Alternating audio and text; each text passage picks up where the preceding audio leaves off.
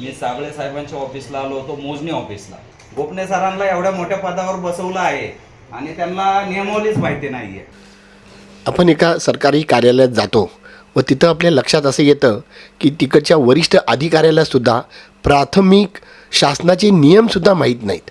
अशावेळी नागरिकांनी करायचं काय?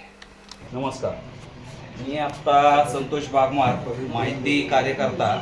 मी साबळे साहेबांच्या ऑफिसला आलो होतो, मोजणी ऑफिसला. त्यांना मी हालचाल रजिस्टर मागितलं, त्यानंतर प्रेझेंटी बुक ज्याच्यावर आपला पगार ठरतो महिन्याचा.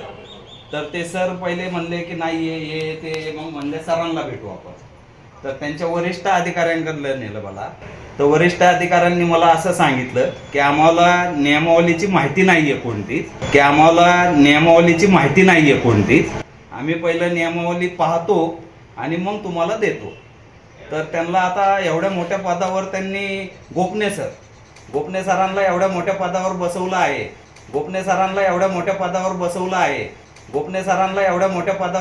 आहे आणि त्यांना नियमावलीच माहिती